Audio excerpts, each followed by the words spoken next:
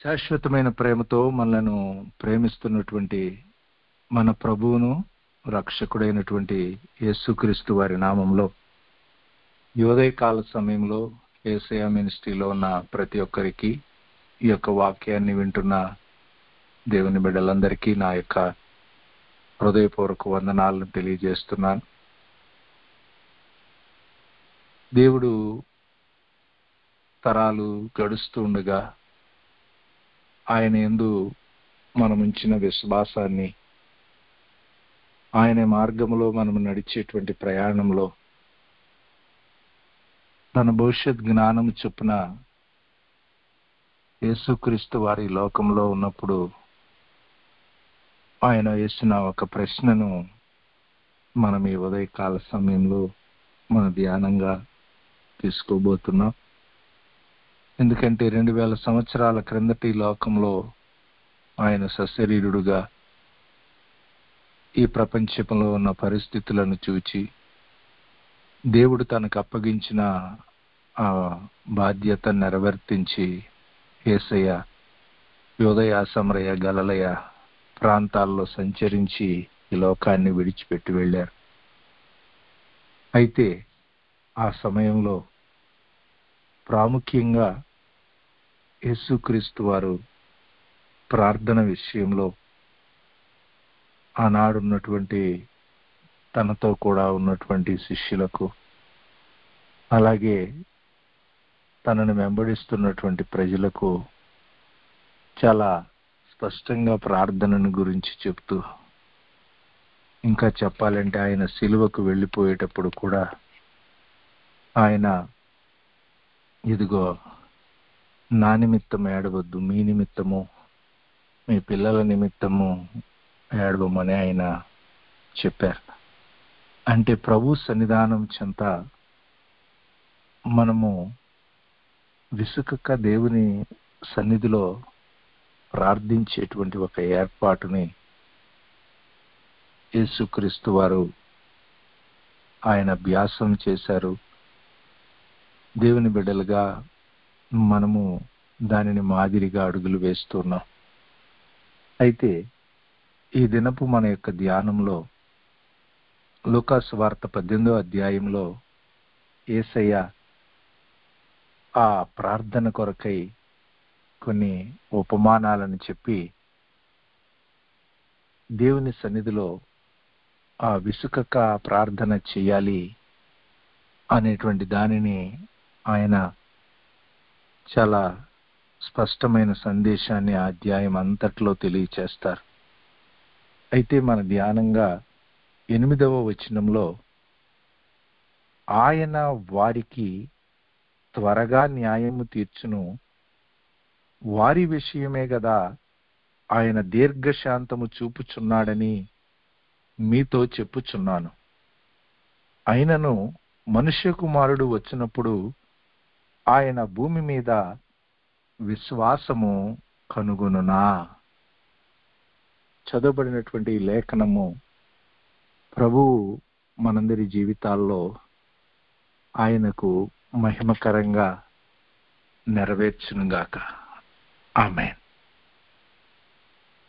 యేసుక్రీస్తు వారు ప్రార్థన గురించి అనేక విషయాలను వారికి తెలియచేస్తూ ఆ ఏర్పాట్లో యేసుక్రీస్తు వారు చెప్పిన ఒక మాట ఏమిటంటే, మనుష్య కుమారుడు వచ్చేటప్పుడు ఆయన భూమి మీద విశ్వాసమును కనుగొనునా అని. ఫుట్నోట్లో ఏముందంటే విశ్వాసము ఉన్నదని కాదు, ఆ విశ్వాసమును కనుగొనునా అని. ఏ విశ్వాసము? ఏ యొక్క అన్యాయస్తుడైన న్యాయాధిపతి ఎదుట ఉన్నటువంటి పరిస్థితులు, దేవునికి భయపడనటువంటి, మనుషులను లక్ష్య పెట్టనటువంటి ఆ న్యాయాధిపతి ఎదుట ఆనాటి కాలంలో ఆ విధవరాలు మానక అతని వద్దకు వెళ్ళి తన విన్నపాన్ని తెలియచేసుకున్నటువంటి స్థితి. ఆ న్యాయస్థుడైనటువంటి వ్యక్తే ఇంకా నేను న్యాయము తీర్చకుండా ఉంటానా అని ఆవిడ నన్ను బహుగా తొందర పెడుతుందని ఆయన ఆ భేద విధవరాలి విషయంలో చూపినటువంటి ఆ యొక్క చొరవ, దేవుని బిడ్డలుగా మన యొక్క జీవితాల్లో దేవుడు మనకిచ్చిన వాగ్దానాల విషయంలో దేవుని మార్గంలో నడవటానికి మనకు దేవుడు తెలియచేసినటువంటి ఆయన పిలుపు విషయంలో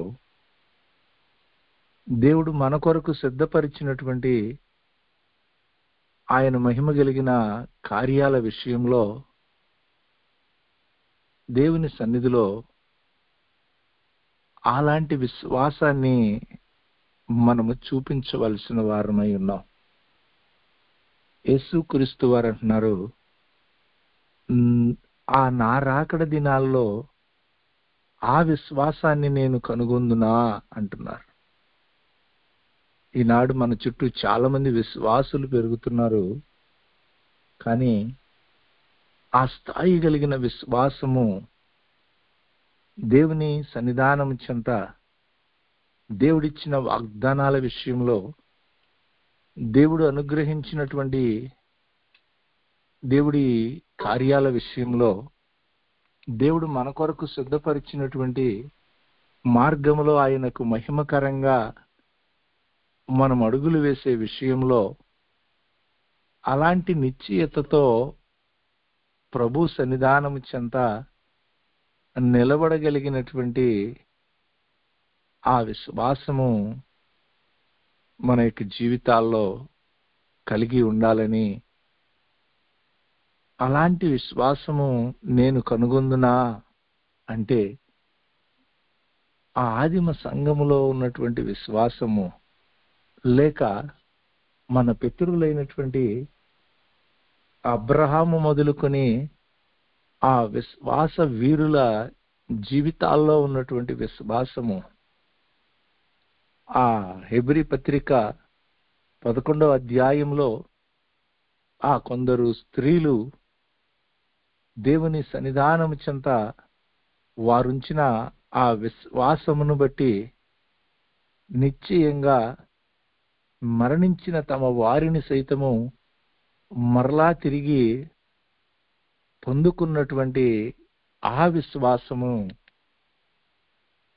యేసుక్రీస్తు వారి యొక్క ఈ రెండవ రాకడ సమీపముగా ఉన్నటువంటి ఈ కాలంలో నేను కనుగొందునా అని యేసు ప్రభు వారు ప్రశ్న వేస్తున్నారు. అయితే దేవుని సన్నిధానం చెంత మన యొక్క జీవితాల్లో దేవుడు మన కొరకు ఇచ్చిన వాగ్దానాల విషయంలో, దేవుడు మన కొరకు కలిగి ఉన్న ప్రణాళికల విషయంలో మన విశ్వాసంలో మనం బలహీనులైపోయేటువంటి పరిస్థితులు. ఎందుకంటే ఆయన తన కార్యాన్ని చేసే విషయంలో మనం అనుకున్న సమయంలో ఆ కార్యము జరగకపోయేసరికి చాలాసార్లు మనము మన విశ్వాసములో బలహీనులమైపోయేటువంటి పరిస్థితులు ఎదురవుతాయి.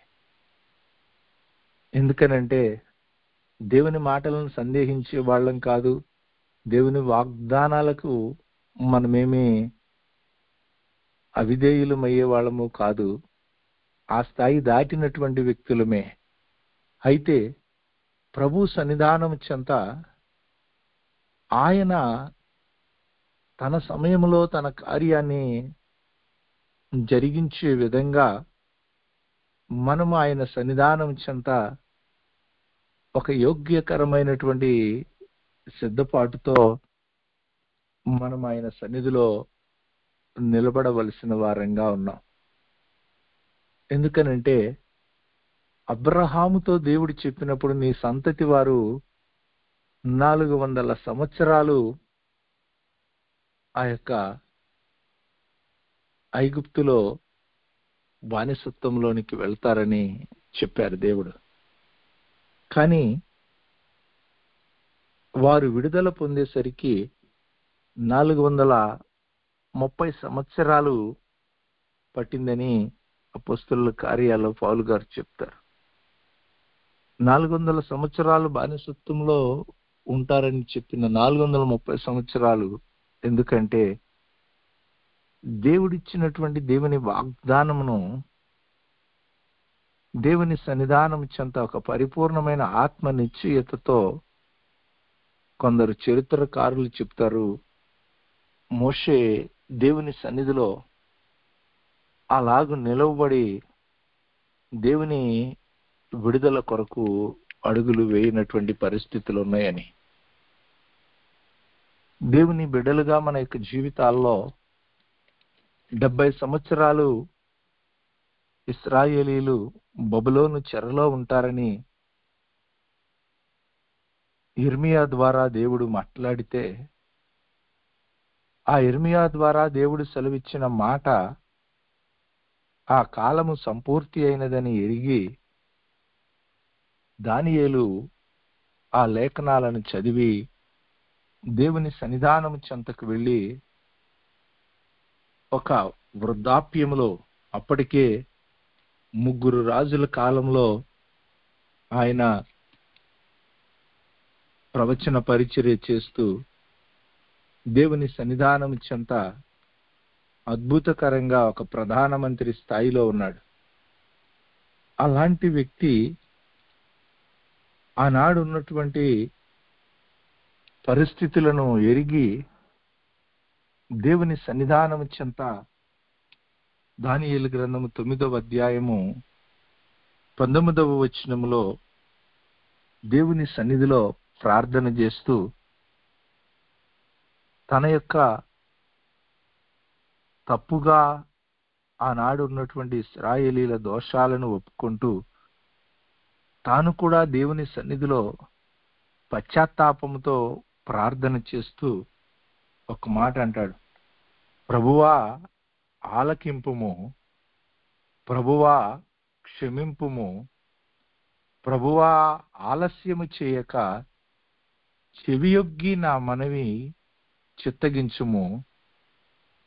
నా దేవా, ఈ పట్టణమును ఈ జనులను నీ పేరు పెట్టబడినవే, నీ ఘనతను బట్టియే నా ప్రార్థనను వినుమని వేడుకొంటిని అని. పిల్లరా, ఇక్కడ దానియేలు యొక్క భారం ఏమిటి అంటే, దేవుడు వాగ్దానము చేశాడు వారిని 70 సంవత్సరాలకు విడిపిస్తానని. కాబట్టి ఇంకా కాలము సంపూర్ణమైపోతుందని ఎరిగిన తరువాత ఇంకా ఆ కాలము దాటిపోయి ఇంకా అదే చెరలో వాళ్ళు ఉండకూడదు అని, ఈయనేమి ఆ చెరలో ప్రతికూల సంబంధమైన పరిస్థితుల్లో లేడు. ఈయన అనేక 10 సంవత్సరాల నుంచి ఒక ప్రధానమంత్రి స్థానంలో ఉన్నాడు, చెరలో ఉన్నా కానీ. అయినా సరే ఆ దానియేలులో ఉన్నటువంటి ఆ విశ్వాసము, దేవుడు తన వాగ్దానాల విషయంలో ఆయన ఆలస్యము చేసేవాడు కాడని దేవుని సన్నిధానము చెంత ఎరిగిన వాడై ఉండి ప్రభు సన్నిధిలో నిలవబడుతూ ఉన్నాడు. ఇక్కడ యేసుక్రీస్తు వారు కూడా ఆ విశ్వాసమును నేను కనుగొంటానా అని చెబుతూ ఆ విశ్వాస స్థాయిలోనికి రాలేని పరిస్థితులను బట్టే ఆయన దీర్ఘశాంతంతో ఆయన చూస్తూ ఉన్నాడని యేసుక్రీస్తు వారు చెప్పారు. ప్రియులారా, దీర్ఘశాంతముతో చూస్తున్నాడంటే ఏంటంటే, ఆయన తన కార్యాన్ని జరిగించటానికి కావలసిన స్థాయి కలిగిన విశ్వాసము మన ప్రార్థనలో లేనటువంటి ఆ పరిస్థితులను బట్టి ఆయన తన కార్యాన్ని జరిగించటానికి ఆలస్యం చేస్తూ ఉన్నాడు అని. అదే ఏర్పాటును మనం చూసినప్పుడు యెషయా గ్రంథం 30వ అధ్యాయం 18వ వచనంలో కూడా ప్రవక్త అయిన యెషయా చెప్తాడు. ఏమనంటే, దేవుడు తన కార్యాన్ని జరిగించటానికి మీ యందు దయ చూపాలని, ఆయన మిమ్మల్ని కరుణించాలని ఆయన మీకోసం నిలబడి ఉన్నాడు. ఆయన మీకోసం ఆలస్యం చేస్తున్నాడు. అయితే దేవుని సన్నిధానం చెంత దేవుడిచ్చిన వాగ్దానాలు ఆయన సమయంలో అవి నిశ్చయంగా నెరవేర్చబడతాయి. మనం అనుకున్న ముందుగా మనము త్వరపెట్టిన ఆయన తన సమయానికంటే ముందు చేయడు. కానీ ఆయన సన్నిధిలో మనము దేవుడిచ్చిన వాగ్దాన ఫలములను పొందటానికి కావలసినటువంటి ఒక పరిపూర్ణమైన విశ్వాసంతో మనం ఆయన సన్నిధిలో నిలబడి ఉంటే ఆయన తన వాగ్దానాలను గురించి ఆలస్యం చేసేవాడు కాడు. పేతురు 2వ పత్రికలో 3వ అధ్యాయం 9వ వచనంలో పేతురు గారు అదే చెప్తాడు. కొందరు ఆలస్యమని అనుకుంటున్నట్లుగా ప్రభువు తన వాగ్దానాల విషయంలో ఆయన ఆలస్యం చేసేవాడు కాడు. అయితే దేవుని సన్నిధానం చెంత ఆయన ఇచ్చిన ఆ వాగ్దానాలను మనము స్వతంత్రించుకొనటానికి మనకి ఆ వాగ్దాన ఫలాన్ని పొందగలిగిన స్థాయి కలిగిన ఆ విశ్వాసము మన యొక్క జీవితాల్లో ఉండాలని దేవుని బిడ్డలుగా మనం గుర్తెరగలి. అబ్రహాము తాను విశ్వాసము కలిగిన వాడుగా ఉన్నాడు దేవుడిచ్చిన వాగ్దానం విషయంలో. శారమ విశ్వాసము లేని స్థితిలో ఉండటాన్ని బట్టి దేవుడిచ్చినటువంటి ఆ వాగ్దానము ఆలస్యమైంది. ఇంకొక 12 సంవత్సరాలు ప్రభు సన్నిధానం చెంత మరలా దేవుని సన్నిధిలో నిలువబడి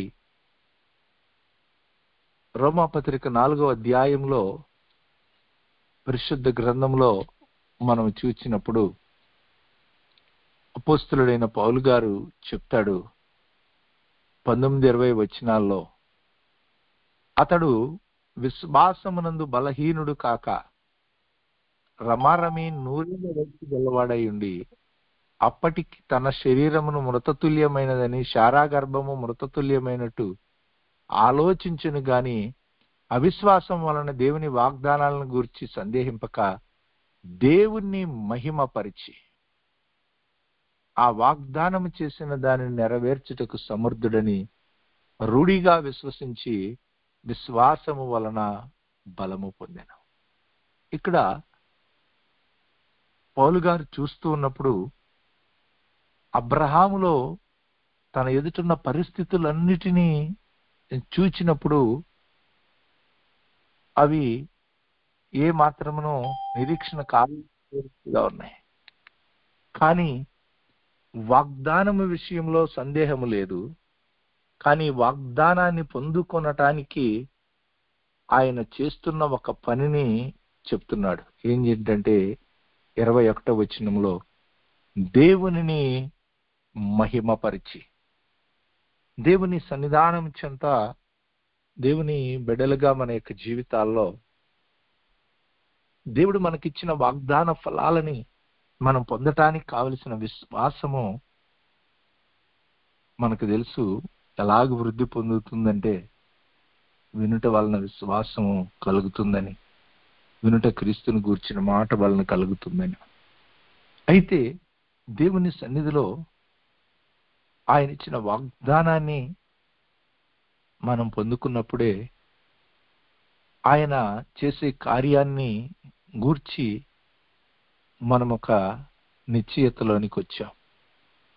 అయితే ఆ కార్యము నెరవేర్చబడటానికి ఇక్కడ దేవునిని మహిమపరిచి దేవుని సన్నిధానం చెంత ప్రార్థించేటువంటి ఒక స్థితి, విశ్వసించేటువంటి ఒక స్థితిని అబ్రహాము కలిగి ఉన్నాడు.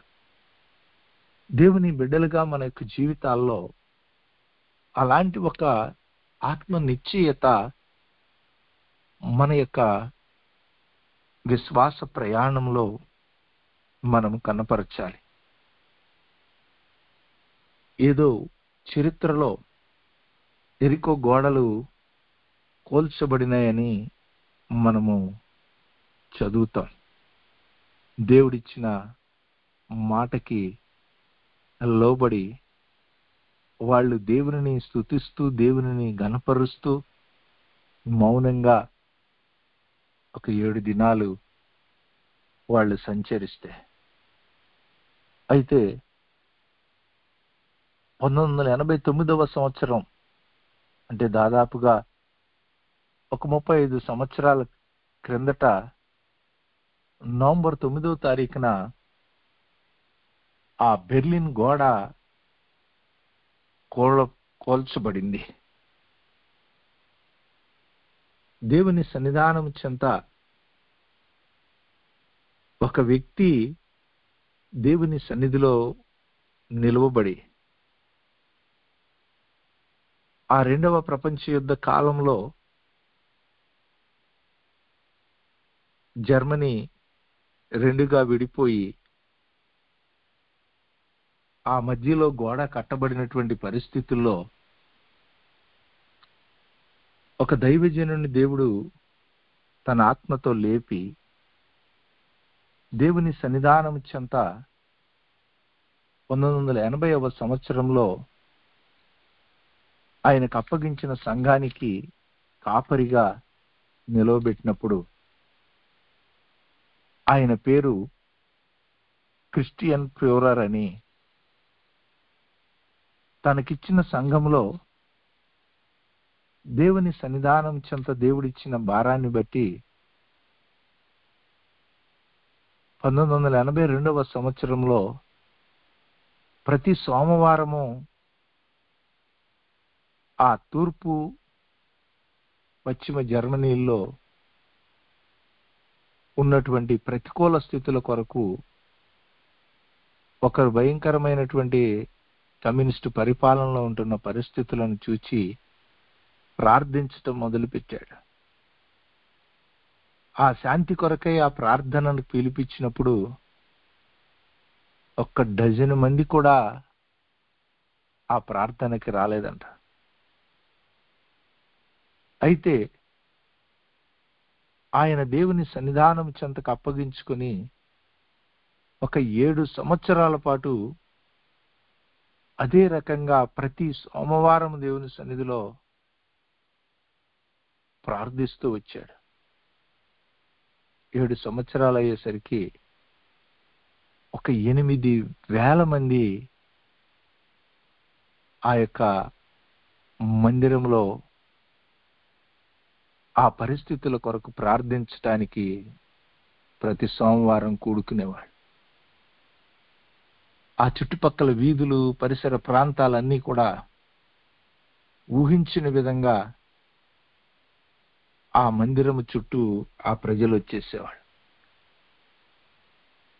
ఆ విధంగా అది కొద్ది రోజుల్లోనే ఒక 70,000 మంది ప్రజలు పాల్గొనేటువంటి 1989వ సంవత్సరం అక్టోబర్ నెల 7వ తారీఖు వచ్చేసరికి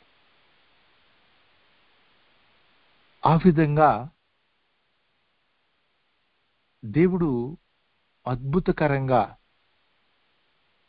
వారిని సమకూర్చినప్పుడు ప్రభుత్వం వారు ఏ విధం చేతనైనా వీళ్ళని కంట్రోల్ చేయాలని అనుకుంటూ సైన్యాన్ని పెట్టి నియంత్రిస్తూ ఉన్నా సరే వాళ్ళు ఏమాత్రం వెనుదిరగకుండా అలాగే కొవ్వొత్తులు పట్టుకుని ర్యాలీగా మౌనంగా ప్రార్థన చేసుకుంటూ సైన్యం రావద్దని చెప్పినా సరే ఒక్కరు కూడా మానకుండా దేవుని సన్నిధానం చెంతకి ప్రతి సోమవారం అలా కూడుకోవటం మొదలుపెట్టారు. అలాగే ఎప్పుడైతే ప్రభుత్వం ఇంకా కఠినమైన చట్టాలు చేస్తుందో అది ఇంకా ప్రజల్లో భారం పెరిగి నవంబర్ నెల వచ్చేసరికి 3 లక్షల మంది ప్రజలు అక్టోబర్ 7 నుంచి నవంబర్ నెల వచ్చేసరికల్లా దేవుడు అద్భుతకరంగా తన కార్యాన్ని జరిగించి దేవునికి మహిమకరంగా ఆ ఇరు దేశాల మధ్యలో ఉన్నటువంటి ఆ ప్రాకారము కూలద్రోయబడి ఇరు దేశాలను దేవుడు ఐక్యతలోనికి తీసుకుని వచ్చాడు.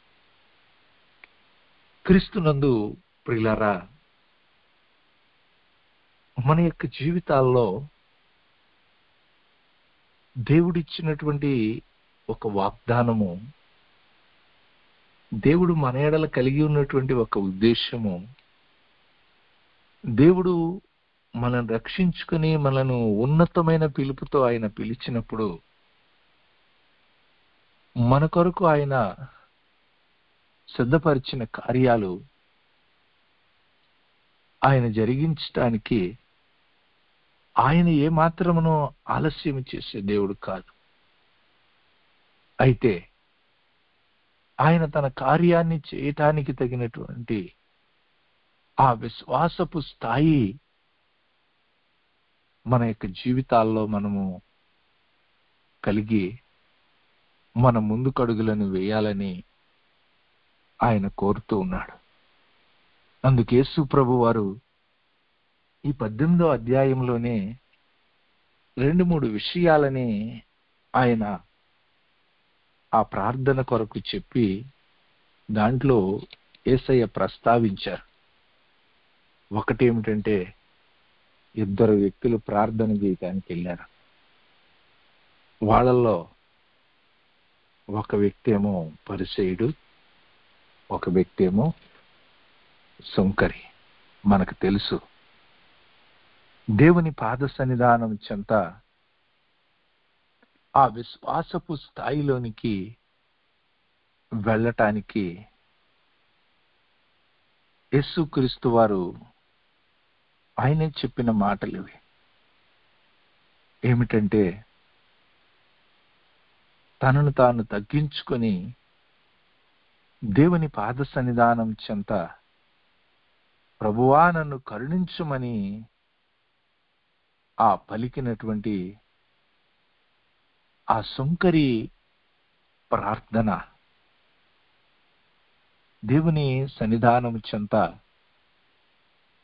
మన యొక్క విశ్వాసాన్ని వృద్ధి పొందించి ఆయన జీవము కలిగిన ఆత్మ కార్యాలని, ఆయన వాగ్దానం చేసిన కార్యాలని మన జీవితాల్లోనికి తీసుకుని వచ్చేటువంటి ఒక ఏర్పాటు. అలాగే రెండవది 27వ వచనంలో యేసు ప్రభు వారు చెప్పారు, చిన్న బిడ్డల వలె దేవుని రాజ్యాన్ని అంగీకరింపని వాడు దానిలో ఎంత మాత్రమును ప్రవేశించుడు. మన యొక్క ప్రార్థనలో దేవుని సన్నిధానము చెంతకు మనం వెళ్ళి ప్రార్థించే ఏర్పాట్లో ఆత్మలో దేవుని సన్నిధిలోనికి మనం ఎక్కిపోయేటువంటి అనుభవము.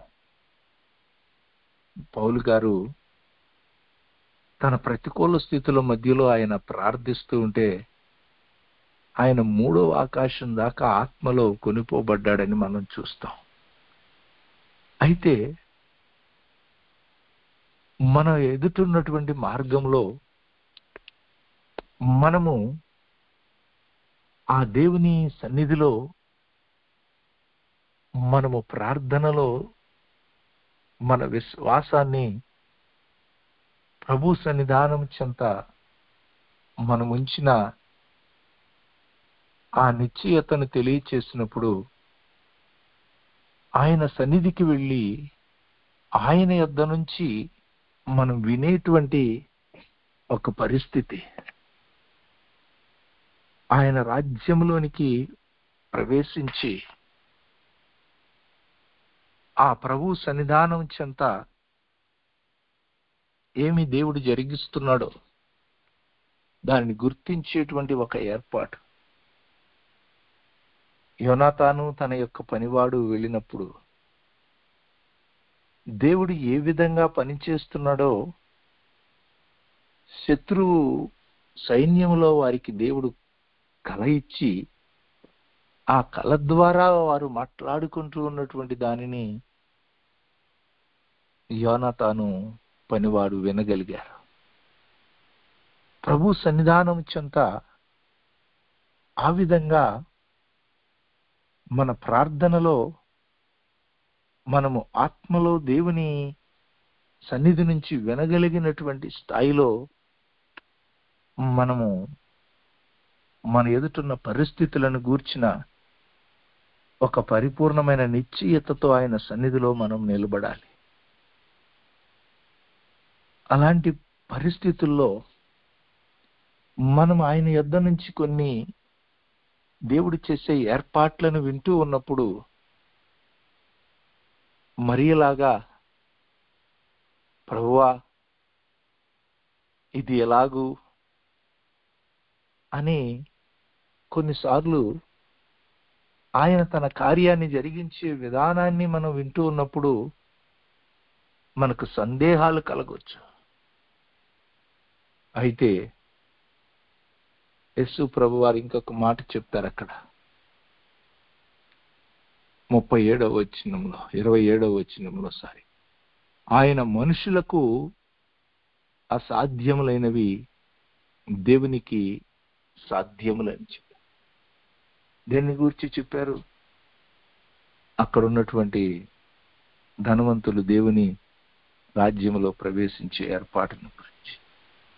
అయితే నీవు ప్రభు సన్నిధిలో విశ్వాసముతో ప్రార్థన చేస్తున్నప్పుడు నువ్వు తగ్గించుకుని ప్రభువుకు అప్పగించుకుని ఆయన సన్నిధిలో వేడుకుంటున్నప్పుడు ఆత్మవశుడివై ఆయన జరిగించే కార్యాన్ని నీవు వింటూ ఉన్నప్పుడు నీ యొక్క మార్గంలో నీవు ఆయన యొద్ద నుంచి వినిన దానిని ఆయన నెరవేర్చడానికి శక్తి కలిగిన వాడని రూఢిగా నీవు నమ్మి దేవుని సన్నిధానం చెంత ఆయనను మహిమపరిచి ఆయన సన్నిధానం చెంత నీవు నిలబడగలిగితే నిశ్చయంగా దావీదు కుమారుడా నన్ను కరుణించుమని చెప్పి ఆ గుడ్డి బర్తలోమై 40వ వచనంలో యేసు ప్రభు తన దారిని వెళుతూ ఉన్నటువంటి ఆయనని నిలిపి తన యొక్క జీవితంలో తాను చూపినటువంటి ఆ అచంచలమైన విశ్వాసము ద్వారా నేను నీకేమి చేయగోరుతున్నావంటే ఇదిగో అయ్యా నాకు చూపు దయచేయమని చెప్పాడు.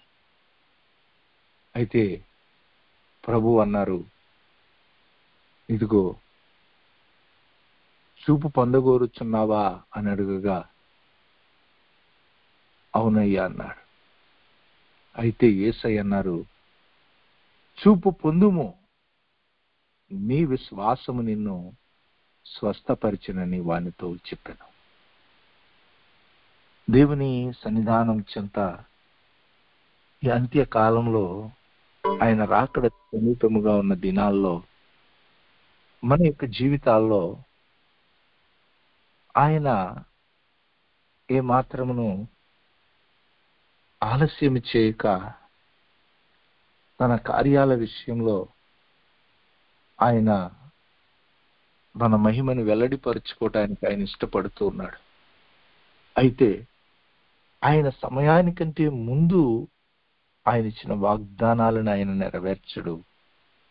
అయితే ఆయన సమయంలో ఆయన మనపక్షంగా తన మహిమను వెల్లడిపరచటానికి, మన ఎడల తాను ఉద్దేశించిన కార్యాలను జరిగించటానికి ఆయన ఎల్లప్పుడూ ఎదురు చూస్తుండగా, మనము మన పితరుడైన అబ్రహాము లాంటి విశ్వాసము ప్రభు సన్నిధిలో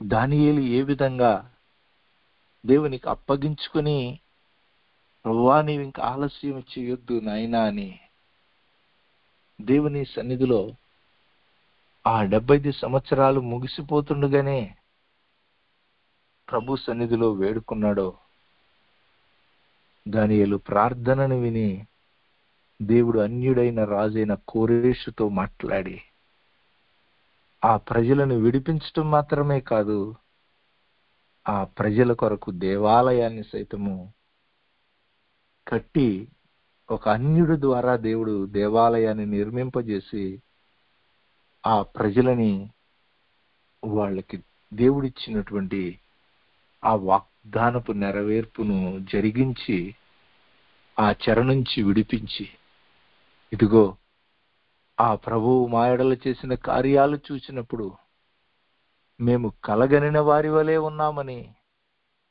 వాళ్ళు సాక్ష్యమిస్తున్నారు. దేవుడు వారి కొరకు చేసిన కార్యాలు చూచినప్పుడు, ఇదిగో అన్యజనులు దేవుడు వీరి కొరకు గొప్ప కార్యాలు జరిగించాడని అన్యులు సాక్ష్యమిస్తున్నారు. ఒక ఉదయకాల సమయంలో దేవుని జీవము కలిగిన మార్గంలో నడుస్తున్నటువంటి నీ ప్రయాణంలో ఆ విధంగా నీవు ఊహించినటువంటి విధంగా దేవుడు నీ జీవితంలో ఆయన జరిగించే కార్యాలు ఉండబోతున్నాయి. ఆయన నీ జీవితంలో జరిగించే కార్యాలను నీవు కాదు సాక్ష్యం ఇచ్చేది, నిన్ను బట్టి అన్ని జనులు సాక్ష్యం ఇచ్చేటువంటి కార్యాలు ఆ ప్రభు నీ ఎదుట చేయటానికి ఆయన సిద్ధంగా ఉన్నాడు. కాబట్టి ప్రభు సన్నిధానం చెంత ఒక ఆత్మ నిశ్చయతతో దేవుని సన్నిధిలో శంకరవలే నిన్ను నీవు అప్పగించుకొని, చంటిబిడ్డవలే ఆయన సెలవిచ్చిన మాటకి పరిపూర్ణమైన విధేయత చూపిస్తూ, నీ మానవ సంబంధమైన జ్ఞానానికి అది ఎలాగూ జరుగునా అని అనుకుంటున్నా, అది ప్రభువుకి సాధ్యమని ఎరిగి నిశ్చయంగా నీవు విశ్రమించకుండగా ఆ ప్రభువు నీ పక్షంగా తన కార్యాన్ని జరిగించే వరకు ఆయనను విశ్రమింపనీయకుండగా ప్రభు సన్నిధానం చెంత నేను నీవు ఆయుత్తపరుచుకో. దేవుడు నీ ఎదుటున్న మార్గంలో ఆయన మహోన్నతమైన కార్యాలతో ఆయన ఇచ్చిన వాగ్దానాలను అద్భుతకరంగా నెరవేర్చటానికి ఆయన నీకు ముందుగా నడుస్తున్నాడు.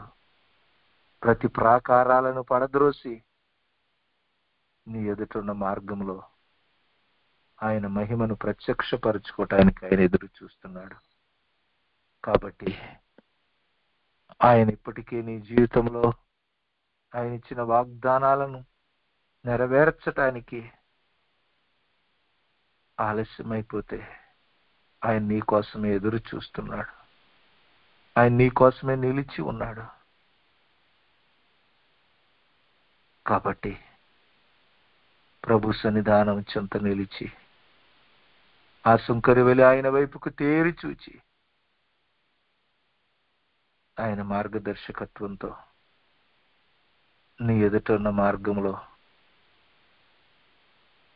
ఆయన నీ కొరకు సిద్ధపరిచిన వాటిని పొందుకొని, గతించిన కాలంలోనే నీవు పొందుకొనవలసినటువంటి వాటిని నీ ఎదుట ఉన్న మార్గంలో వాటిని మరలా ఏ మాత్రమున ఆలస్యము కాకుండా నీ ముందున్న ఈ 3వ నెలలో పరిపూర్ణంగా ఆయన ఆత్మ కార్యాలను నీవు చూడటానికి నేను నీవు ఆయుత్తపరుచుకుని ముందుకున్నాడు.